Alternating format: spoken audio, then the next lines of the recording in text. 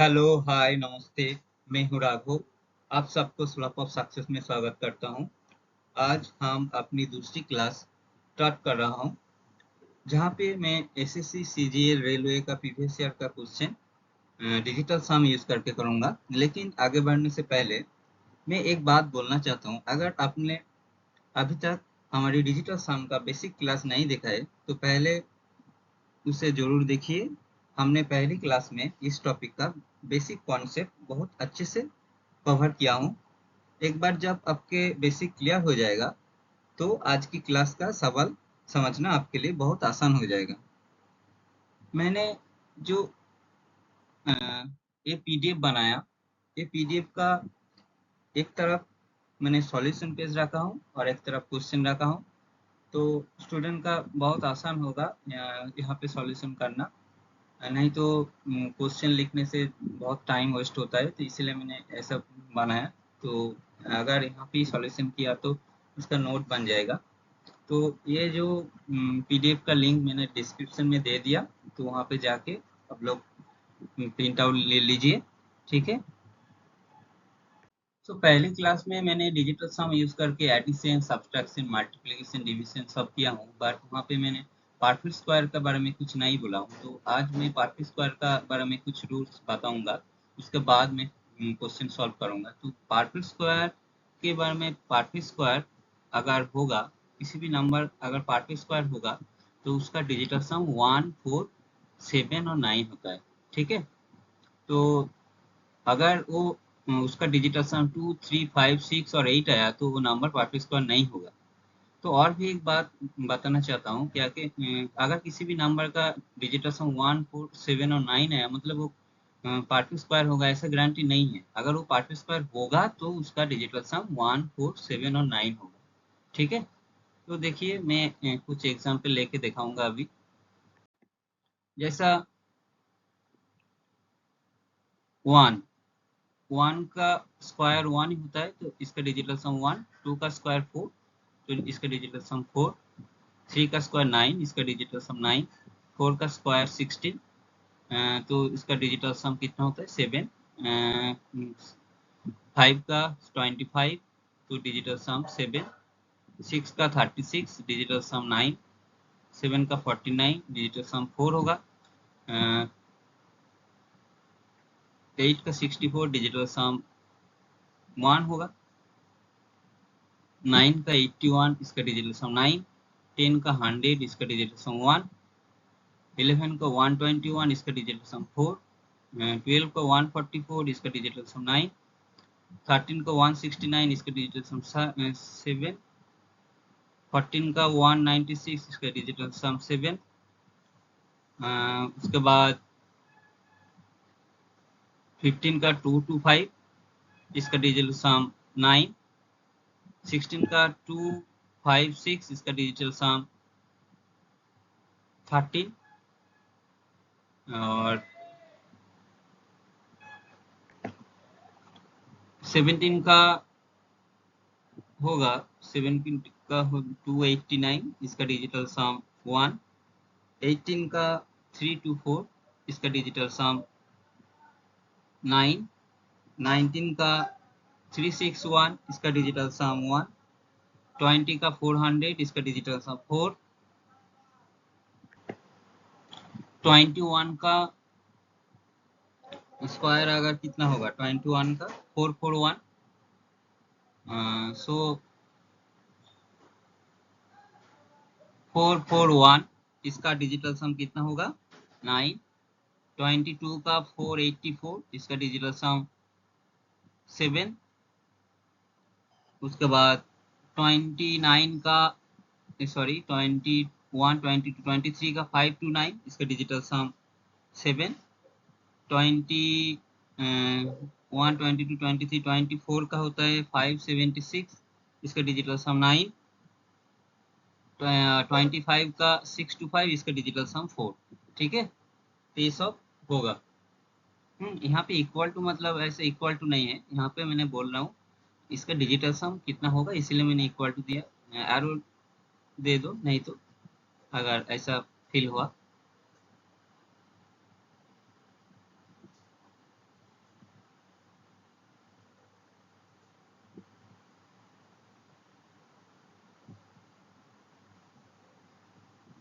सो मैं अभी previous year का क्वेश्चन कराऊंगा। चलिए देखिए।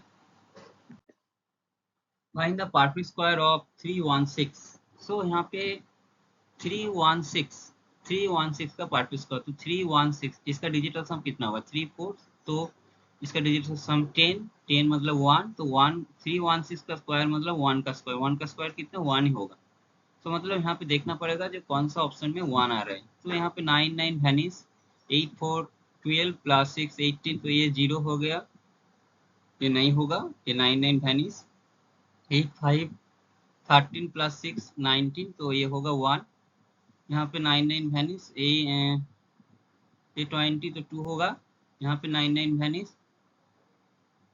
3 होगा। तो यहाँ से पता चल गया जो ये जो 1 हो रहा है ये होगा आंसर। ठीक है, समझ में आया? सो नेक्स्ट देखो। सो यहाँ पे देखिए 9 कटेगा और 8 प्लस 1 9, ये भी कटेगा, तो ये पूरा टर्म 0 बन गया।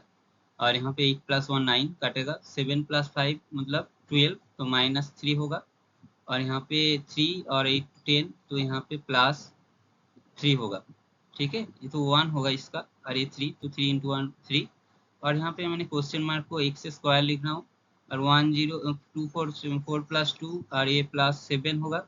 और यहाँ पे 5 प्लस यहाँ पे 7 प्लस 8 8 64 मतलब 1। सो एक्स स्क्वायर इक्वल टू -8, -8 मतलब माइनस है, तो मैं यहाँ से इसके साथ 9 ऐड करूंगा तो +1, तो x इक्वल टू ±1 होगा। ठीक है,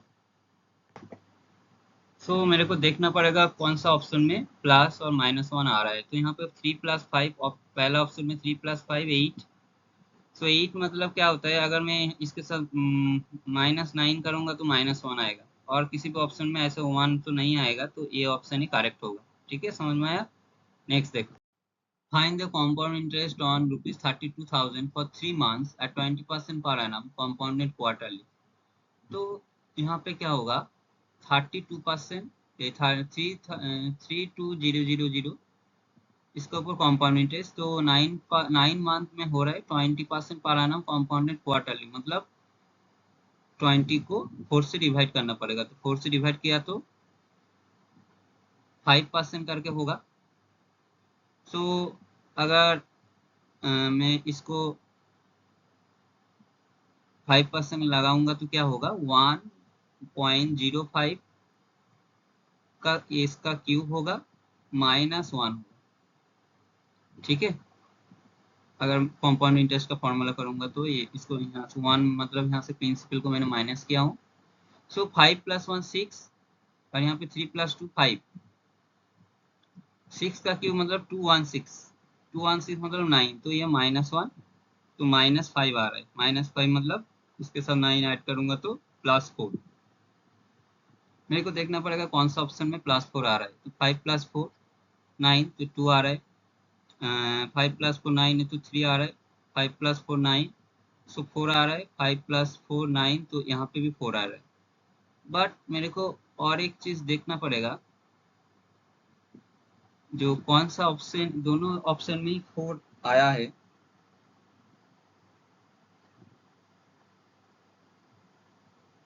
सो यहाँ पे 3200 था, तो और इस ये अगर माइनस करूंगा तो ये 32 तो 4 से डिवाइड होगा, तो ऑप्शन में जो आंसर आएगा वो भी 4 से डिवाइड होगा। तो यहाँ पे देखिए 44 है इसका लास्ट 2 डिजिट, तो ये नंबर क्या होगा? 4 से डिवाइड जाएगा, तो ऑप्शन सी आंसर होगा। दोनों ऑप्शन सेम आया तो डिजिटल सम से नहीं हुआ, तो अभी ऐसा ही करना पड़ेगा। ठीक है, तो नेक्स्ट चलिए। यहाँ पे क्या है? ए क्यूब प्लस बी क्यूब। तो A cube plus B cube का फॉर्मूला क्या होता है? ए प्लस बी का whole cube -3ab into A plus B. So A plus B का होल क्यूब मतलब 8 का क्यूब -3 इंटू ए बी मतलब 10 और 8 तो 8 का क्यूब कितना होगा? 512 का डिजिट सम करूंगा तो कितना आएगा? 8 आएगा, और 8 से जो 24 तो 6, तो 2 आएगा। तो यहाँ कौन सा ऑप्शन में 2 आ रहा है देखना पड़ेगा। 7 + 2 9, तो ये ऑप्शन में 2 आ रहा है। यहाँ पे 3 आ रहा है, यहाँ पे 8 आ रहा है। ये भी नहीं होगा, ये भी नहीं होगा, और यहाँ पे 6 आ रहा है, तो ये भी नहीं होगा, तो ऑप्शन ए करेक्ट होगा। ठीक है, तो नेक्स्ट क्वेश्चन देखिए। ये मैथ देखिए, तो ये भी सेम मैथ ही है। तो A cube plus B cube का फॉर्मूला क्या होगा, ए प्लस बी का whole cube minus 3ab into A plus B. ठीक है, तो ए प्लस बी का वैल्यू कितना 12 बोला, तो 12 डिजिटल सम 3, तो 3 का क्यूब, और यहाँ पे 3ab का डिजिटल सम 8, तो 3 इंटू 8, और ए प्लस बी का डिजिटल सम कितना 3। सो यहाँ पे देखिए इस यहाँ पे भी 9 इंटू 3 आ रहा है, यहाँ पे 9 इंटू 8 आ रहा है, तो मतलब पूरा जीरो होगा। तो देखना पड़ेगा कौन सा ऑप्शन में जीरो आ रहा है डिजिटल सम, तो ऑप्शन ए में जीरो आ रहा है, यहाँ पे 8 आ रहा है, यहाँ पे 7 आ रहा है, यहाँ पे 5 आ रहा है, तो मतलब ऑप्शन ए करेक्ट होगा। ठीक है, तो नेक्स्ट क्वेश्चन देखिए।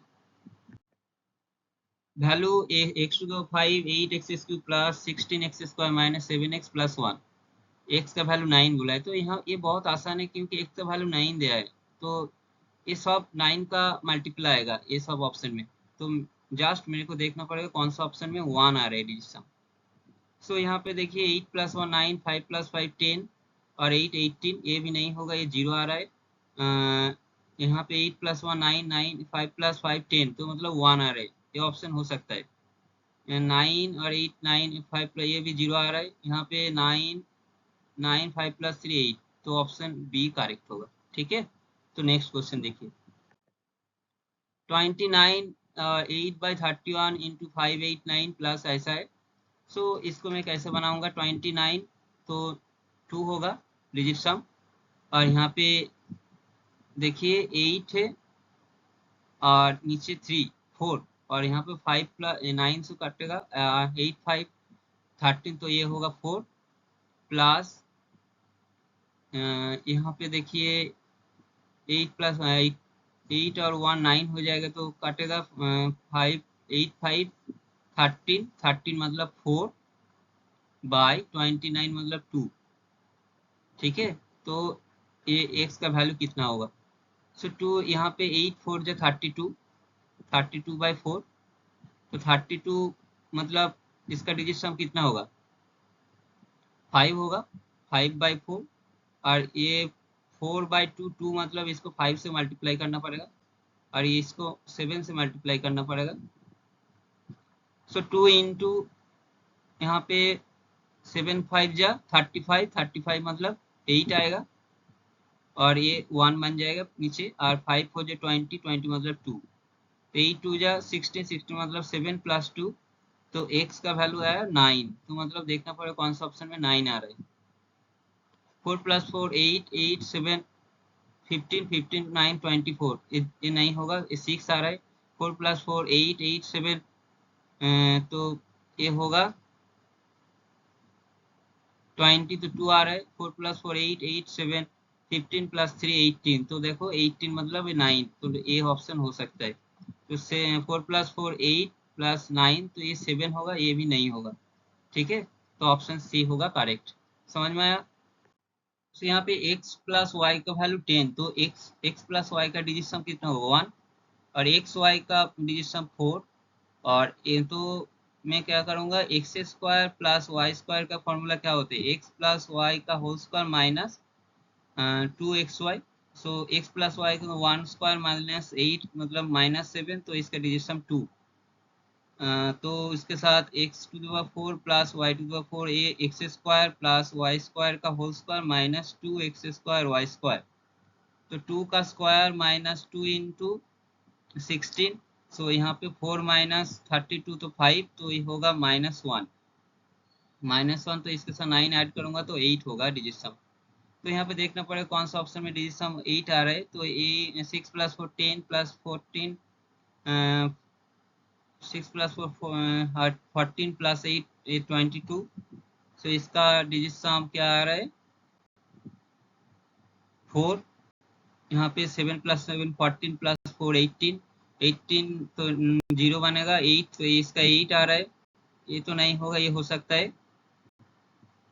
और 8 प्लस 4 12 प्लस 3 15 प्लस 2 18, 17 17 मतलब 8 आ रहा है, सो ये 8 होगा, ये भी हो सकता है। यहाँ पे 6 + 2 8 + 1 9, तो ये भी 8 आ रहा है, तो तीनों ऑप्शन सेम आ रहे हैं, तो डिजिटल सम से नहीं होगा। तो मेरे को क्या करना पड़ेगा, और भी कुछ अदर्स प्रोसेस से करना पड़ेगा। सो देखिए x plus Y square, x plus y का होल स्क्वायर माइनस 2xy होता है। सो x प्लस वाई कितना है 100, 10 का स्क्वायर मतलब 100, 100 माइनस यहाँ पे 8 2 16, तो 4 2 8, तो यहाँ पे होगा 92। तो उसके बाद देखो x to the 4 plus y to the 4, तो x square plus Y square का होल स्क्वायर, तो 92 का स्क्वायर माइनस 4 2 4 4 16 प्लस 2 माइनस 32। तो यहाँ पे देख के समझ में आ रहा है, देखिए ये दोनों 4 का मल्टीपल है, तो जो आंसर आएगा वो भी 4 का मल्टीपल होगा। तो मेरे को देखना पड़ेगा कौन सा ऑप्शन में, तीनों में से कौन सा ऑप्शन 4 से मल्टीप्लाई होगा, मतलब 4 से डिविजिबल होगा। तो यहाँ पे 32 है, तो ये 4 से डिवाइड जाएगा, तो बी ऑप्शन करेक्ट होगा। ठीक है, समझ में आया। तो नेक्स्ट क्वेश्चन देखिए। सो क्वेश्चन 9 देखिए, 3 bag 6 pen together cost rupees 744, whereas 9 bag and 9 pen together cost 1854. The cost of 6 bag exceeds the cost of 10 pens by।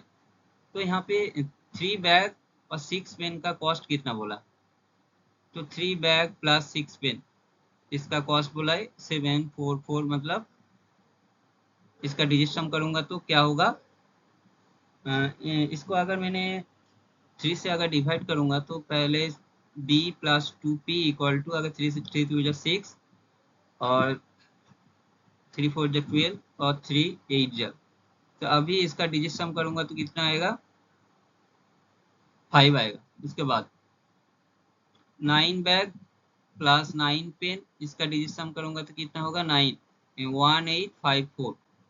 तो इसको मैं 9 से डिवाइड करूंगा, सो 9 से डिवाइड करें तो 9 ये 206 होगा, तो b प्लस p का वैल्यू 8 आ रहा है।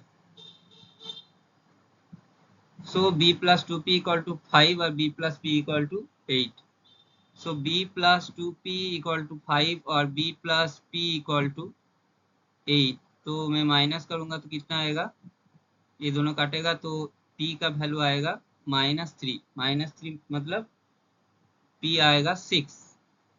तो p अगर 6 आएगा तो b कितना आएगा, तो b इक्वल टू यहाँ से अगर 8 माइनस 6, तो b का वैल्यू कितना आएगा 2 आएगा। तो यहाँ पे क्या बोला 6 बैग और 10 पेन, तो 6 बैग 6 इंटू 2 और माइनस 10 इंटू कितना है, इसका कितना है +9 मतलब 6 है। सो यहाँ पे 2 है,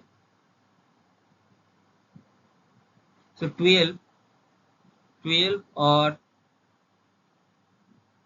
ये 60, 12 मतलब 12 और ये 60 मतलब 6, तो 12 माइनस 6, 12 माइनस 6 अगर 6 होगा, सो कौन सा ऑप्शन में 6 आ रहा है मेरे को देखना पड़ेगा। तो यहाँ पे देखिए पहला ऑप्शन क्या है 8 प्लस 6 14 प्लस 5 19, तो ये ऑप्शन 1 आ रहा है। 6 प्लस 4 10 प्लस 5 15, तो ये ऑप्शन 6 आ रहा है, जो ऑप्शन बी हो सकता है। 5 प्लस 6 11 प्लस 7 18, तो 0 आ रहा है, नहीं होगा। 5 प्लस 6 11 प्लस 5 16, तो ये होगा 7, तो ये भी नहीं होगा, तो ऑप्शन बी करेक्ट।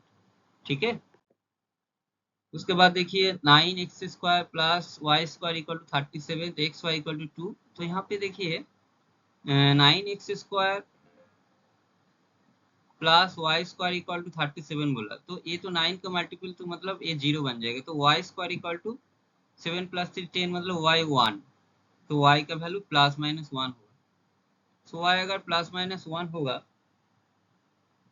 सो यहाँ पे मेरे को देखना पड़ेगा 27x cube plus Y cube, ये तो 0 हो गया, तो इसका वैल्यू कितना होगा, इसका वैल्यू प्लस माइनस 1 वाई का क्यूब। तो यहाँ पे कौन सा ऑप्शन में प्लस माइनस 1 आ रहा है, 7 प्लस 2 9 0, 7 प्लस 2 9 1, तो ये 1 आ रहा है। 5 प्लस 2 7 3, तो ऑप्शन बी करेक्ट। ठीक है, नेक्स्ट देखिए, the cost of 8 pen and 2 pencil is rupees 96 and the cost of 8 pen and 7 pencil is rupees 72. The cost of 2 pen and 8 pencil is, तो 8 pen और 2 पेंसिल का cost कितना बोला है। सो मैं यहाँ पे 8 पेन मतलब 8x ले रहा हूँ और 2 पेन को y ले रहा हूँ, तो ये 96. सो 8x plus 2y equal to, पहले इसको 2 से डिवाइड कर दो, तो इसका तो डिजिट सम कितना 6 आएगा, तो इसके 2 से डिवाइड करूंगा तो 4x plus Y equal to 3 आएगा. उसके बाद नेक्स्ट क्या बोला, 4 पेन, तो 4x plus 7y equal to 72 मतलब 0. सो मैं इसको 0 नहीं लिखूंगा, 9 लिखूंगा तो आसान होगा कैलकुलेशन में. तो 4x plus 7y equal to 9, तो अगर मैं माइनस करूंगा तो कितना होगा, दोनों काटेगा तो -6y इक्वल टू -6. ठीक है, तो 6y इक्वल टू 6 आ रहा है, तो y का वैल्यू क्या होगा, जो 6 आएगा. तो देखिए y अगर 1 होगा तो 6 आ सकता है, और नहीं तो 4 होगा तो 6 4 जा क्या होता है 24, तो वो उस y अगर 4 होगा तो उसी केस में भी देखो 6 4 जा 24 तो 6 होगा. ठीक है, तो y का वैल्यू y 1 और 4 हो सकता है. ठीक है, तो अभी देखिए यहाँ पे क्या है,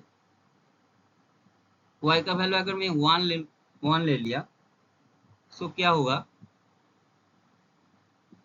4x plus Y equal to 3 था, तो 1 लिया तो 3 माइनस 1, तो 4x इक्वल टू 2. तो 4x इक्वल टू 2 होगा, तो x का वैल्यू 2/4, 2/4 मतलब 7 से मल्टीप्लाई करूंगा तो कितना आएगा, तो 5 आएगा, तो x. ठीक है, सो अभी मैं देखूंगा 2 पेन मतलब 5 2 जा 10, और 8 पेंसिल मतलब यहाँ पे क्या है 1 लिया, तो 8 पेंसिल मतलब 8 होगा, तो 18 मतलब 0, तो कौन सा ऑप्शन में 0 आ रहा है मेरे को देखना पड़ेगा. 5 + 5 10, तो 1 आ रहा है. 5 + 3 8, 5 + 6 8 11 नहीं होगा. 5 + 4 9, तो ये ऑप्शन डी करेक्ट होगा. ठीक है, तो नेक्स्ट क्वेश्चन देखिए, the cost of 9 notebooks and 4 files is rupees 363 and the cost of 5 notebooks and 3 files is rupees 216. Find the cost of 2 notebooks and 5 files. So 9 notebook plus 7 file, इसका value कितना है 363. 363 मतलब 12, तो 12 हुआ, तो 12 मतलब क्या हुआ, फिर से 12 का डिजिट सम करूंगा तो 3, तो 9 n plus 7 f equal to 3. उसके बाद क्या बोला 5 नोटबुक एंड 3 फाइल, तो 5 नोटबुक क्या है 5 नोटबुक प्लस 3 फाइल 216 मतलब डिजिट सम करूंगा तो इसका वैल्यू कितना आएगा 0. तो मैं यहाँ इसको 9 ही लिख रहा हूँ. सो अभी क्या है,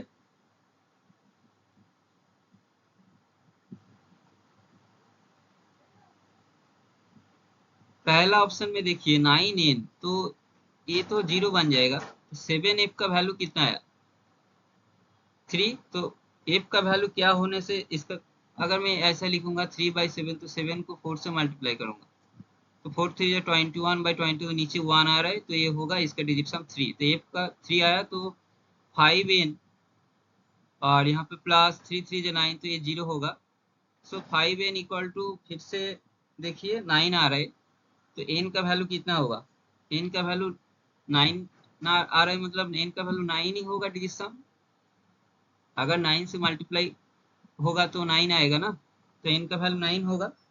सो अभी यहाँ पे क्या बोले 2 नोटबुक और 5 फाइल्स, तो 2 नोटबुक क्या है 2 इंटू 9, और यहाँ पे 5 फाइल्स 5 इंटू 3, तो 15 मतलब 6. तो कौन सा ऑप्शन में 6 आ रहा है मेरे को देखना पड़ेगा. 6 + 9 आ रहा है, नहीं होगा. 1 2 आ रहा है, 4 + 1 5 6 ए 6 आ रहा है, तो ऑप्शन सी होगा करेक्ट. ठीक है, तो नेक्स्ट क्वेश्चन देखिए. तो देखिए अभी 13 का क्वेश्चन करूंगा, तो ये डिजिट सम यूज करने से बहुत अच्छे से सब क्वेश्चन कितना आसानी से हो रहा है. तो एग्जाम में भी अगर ऐसा क्वेश्चन आया तो डिजिट सम से अगर होगा तो डिजिट सम से कोशिश कीजिए। तो मैं अभी 13 का क्वेश्चन सॉल्व करूंगा। देखिए, तो 5, यहाँ पे 5 बर्गर और 6 पिज्जा का कॉस्ट कितना बोला, 1540, और कॉस्ट ऑफ 3 बर्गर और 4 पिज्जा का कॉस्ट बोला ₹1000। तो 8 बर्गर एंड 3 पिज्जा का कॉस्ट कितना, तो 5 बर्गर प्लस 6 पिज्जा, इसका कॉस्ट कितना बोला, 5 + 4 9, तो ये 1 होगा। और यहाँ पे 3 बर्गर प्लस 4 पिज्जा, इसका कॉस्ट कितना बोला, तो 1। तो अगर मैं इसको 3 से मल्टीप्लाई करूंगा तो देखिए 9 burger plus 12 pizza equal to 3। So ये तो 9 बन गया मतलब 0, तो यहाँ पे 3 पिज्जा इक्वल टू 3। तो पी का वैल्यू कितना होगा, अगर 3 आएगा तो देखिए पी का वैल्यू अगर 1 होगा तो 3 आ सकता है, और नहीं तो 4 होगा तो 3 आ सकते हैं। 4 3 या 12, तो फिर से 3 आएगा। तो पी क्या क्या हो सकते हैं, पी 1 और 3 हो सकता है। तो मैं अभी 1 लेके देखूंगा, चेक करूंगा, तो आया तो अच्छा है। So 5 burger plus 6 into 1 equal to 1, तो 5 बर्गर इक्वल टू -5, तो 5 बर्गर इक्वल टू 4, तो बर्गर इक्वल टू कितना आया, 8 आया। ठीक है, सो अभी क्या है, 8 बर्गर और 3 पिज्जा, तो 8 बर्गर मतलब 8 इंटू 8, और 3 पिज्जा मतलब 3 इंटू 1, तो 64 मतलब 1 + 3 मतलब 4 आया। सो देखना पड़ेगा कौन सा ऑप्शन में 4 है। 3 + 2 1 6, तो नहीं होगा। ये 2 आ रहा है, नहीं होगा। यहाँ पे 4 आया है ऑप्शन सी में, देखना पड़ेगा 2 4 2 6 + 1 7, तो ये भी नहीं होगा, तो ऑप्शन सी करेक्ट होगा। ठीक है, तो नेक्स्ट देखिए।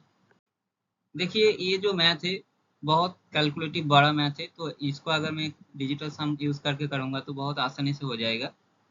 सो यहाँ पे देखिए 2.5 इंटू 3, तो 5 2 = 10 इंटू 3, तो कितना आएगा,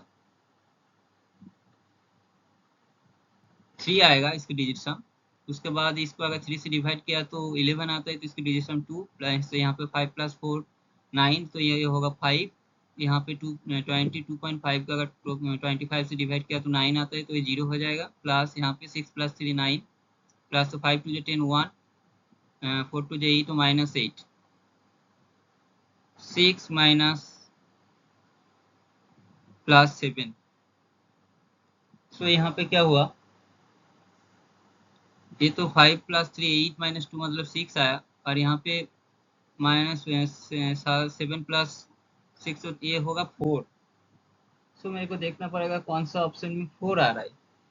सो यहाँ पे देखो 5 + 4 9, तो ये 4 आ रहा है। यहाँ पे 5 + ये 3 आ रहा है, ये नहीं होगा। ये 5 आ रहा है, ये भी नहीं होगा।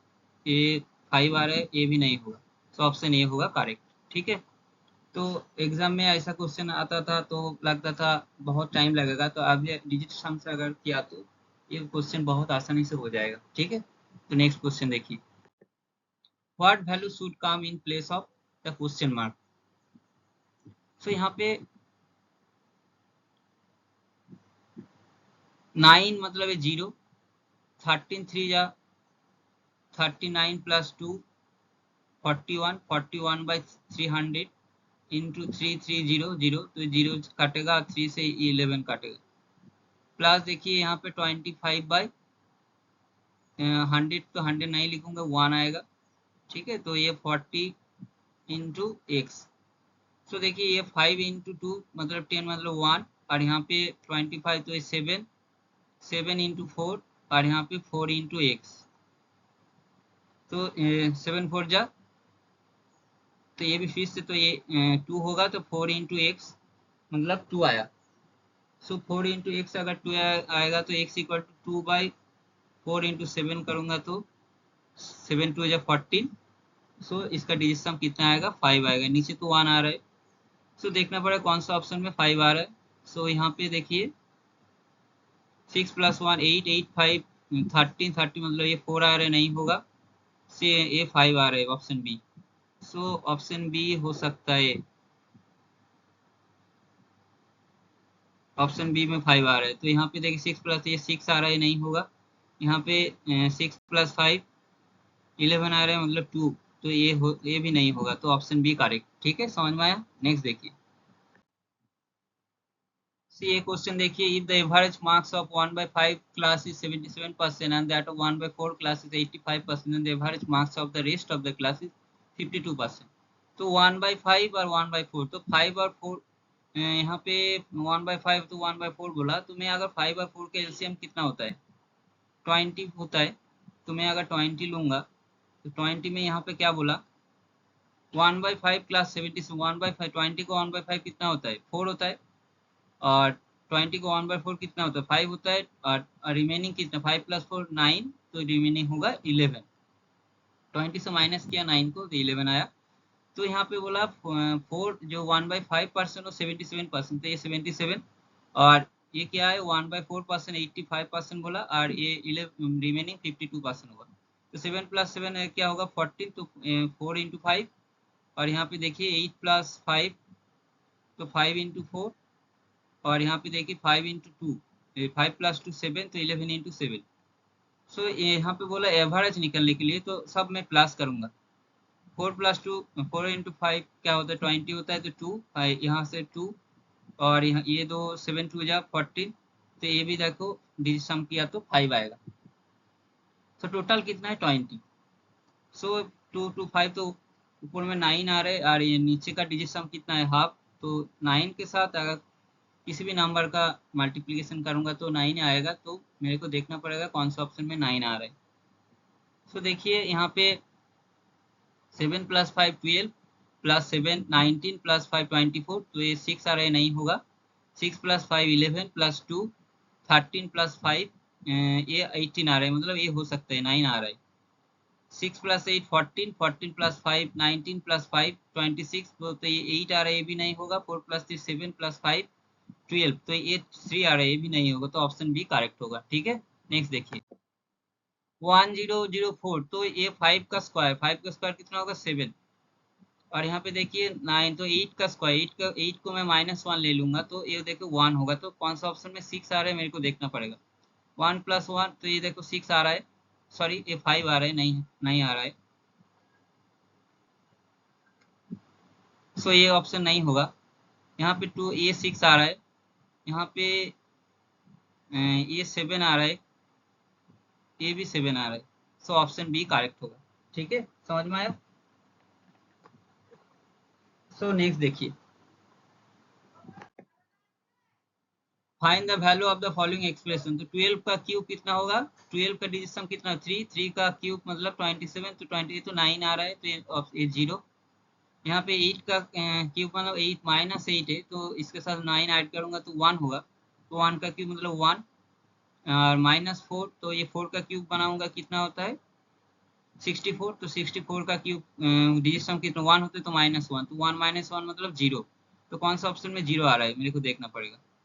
सो यहाँ पे देखिए 5 प्लस 2 आ रहा है, 7 आ रहा है, ये नहीं होगा। यहाँ पे 1 प्लस 1 2, प्लस 5 7, प्लस 2 9। तो ये 0 आ रहा है, सॉरी ये होगा 9 मतलब 0। तो ये ऑप्शन होगा, हो सकता है। 5 प्लस 1 6, प्लस 2 8 आ रहा है, नहीं होगा। 8 8 प्लस 2 10, प्लस 15। तो 6 आ रहा है, ये भी नहीं होगा। तो ऑप्शन बी होगा करेक्ट। ठीक है, नेक्स्ट देखिए, फाइंड द वैल्यू ऑफ 0.99 का क्यूब माइनस 0.01 का क्यूब प्लस। ये देखिए, ये मैथ देख के लग रहा है बहुत कैलकुलेटिव होगा, बट डिजिट सम से ये बहुत आसानी से हो जाएगा। तो देखिए ये पहला ऑप्शन, ये 9 आ रहा है मतलब 0। तो ये 1 का क्यूब, तो ये क्या होगा, -1 होगा। और यहाँ पे 4 इंटू 5 मतलब 9 आ रहा है। तो 9 मतलब पूरा जो वैल्यू इसका डिजिट सम 9 होगा, क्योंकि इसके साथ इंटू है। तो मेरे को देखना पड़ेगा जस्ट कौन सा ऑप्शन में 9 आ रहे हैं। तो ऑप्शन डी में 9 आ रहे हैं, तो ऑप्शन डी आंसर होगा। ठीक है, अभी देखिए, shopkeeper sells an article for ₹564 into 0.57 after giving successive discount of 18%। Sorry, यहाँ पे 2 बार 18% हो गया, तो एक बार होगा 18%, 15% एंड 10%। इफ ही होगा यहाँ पे, if he sells it by giving a discount of 30%, then what will be the selling price of the article? So x का कितना परसेंट अगर डिस्काउंट दिया है, 18%, 15%, 10%, तो 18% कितना होता है, तो 82/100, उसके बाद 15% मतलब 85/100, उसके बाद 90/100, तो इसका वैल्यू कितना दिया है 564.57। सो x कितना होगा, x होगा 564.57 इंटू, देखो 100 की डिजिट सम 1 तो 1 लिखूंगा, 82 और 1/85 और 1/90, तो ये तो x का वैल्यू आया। तो इसको अगर डिस्काउंट 30% दिया तो डिस्काउंट 30% दिया मतलब 70/1, ठीक है। तो देखिए यहाँ पे 7 + 5 क्या होता है, 11 + 4 15 + 5 25 + 27, देखो ये 27 आया, तो ये 9 का मल्टीपल है, तो पूरा ये जो सब का वैल्यू जो भी होगा ये 9 का मल्टीपल आएगा, मतलब इसका डिजिशन 0 आएगा, 0 और 9, ठीक है। तो यहाँ पे देखना पड़ेगा जस्ट कौन सा ऑप्शन में 9 आ रहा है, तो देखिए यहाँ पे ए 9 ए 5 + ए 1 आ रहा है, नहीं होगा। 6 + 3 9, तो ये ऑप्शन हो सकता है। 8 + 5 13 + 8 21 ये 3, ये नहीं होगा। ये भी देखो 12 + 5 17, ये भी नहीं होगा, तो ऑप्शन बी होगा करेक्ट। समझ में आया, देखिए कितना बड़ा बड़ा कैलकुलेशन वाला मैथ कितना आसानी से हो रहा है डिजिट सम यूज करके। तो ऐसा अगर डिजिट सम आ गया ना किसी भी ऑप्शन में, तो डिजिट सम यूज करके करो, तो क्या होगा एग्जाम में बहुत टाइम से सेव होगा, ठीक है। तो नेक्स्ट देखिए, तो यहाँ पे क्या बोला, Sam borrowed an amount of ₹18700 from a finance company to buy a wardrobe. If the rate of interest is 9% per annum compounded annually, calculate interest that Sam has to pay company after 3 years. 3 years बाद इसने पे करेगा, तो compound interest में होगा, तो ये क्या होगा, इंटरेस्ट कितना होगा। सो देखिए 18700, तो 9% अगर हर साल इसका इंटरेस्ट होगा तो क्या होगा 1.09 का होल क्यूब, और यहाँ से मैं प्रिंसिपल को माइनस करूंगा तो कितना आएगा, इंटरेस्ट आ जाएगा। तो यहाँ पे 7, और यहाँ पे देखिए 9 जीरो हो रहा है, तो 1 - 1 मतलब 0, तो कौन सा ऑप्शन में 0 और 9 आ रहे देखना पड़ेगा। तो देखिए 5 + 5 10 + 1 11 + 7 18 और 4 + 2 6 + 3 9, तो देखिए ये ऑप्शन ही 0 आ रहा है, ये हो सकता है। 4 + 2 6 + 3 9 + 1 10 19 + 4 23 + 1 28, तो ये 8 आ रहा है, तो ये नहीं होगा। 2 + 3 2 + 1 3 + 3 6 + 2 8, तो ये भी नहीं होगा।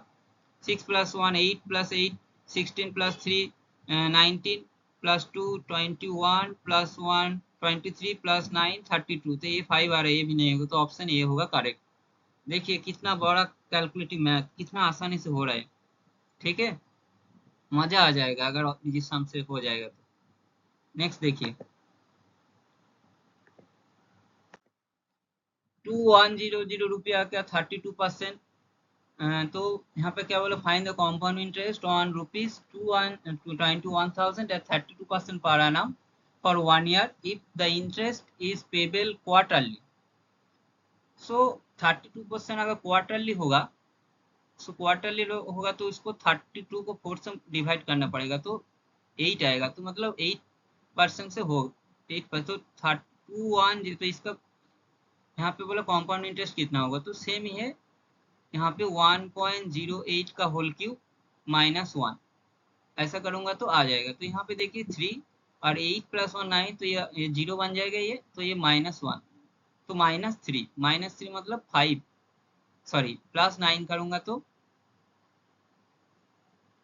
+9 किया तो क्या होगा 6 आएगा, तो कौन सा ऑप्शन में देखना पड़ेगा, 6 आ रहा है। सो देखिए 7 + 7 7 और 9 कटेगा, 7 2 9 होगा, 8 1 9, ये 9 तो 1 आ रहा है, ये नहीं होगा।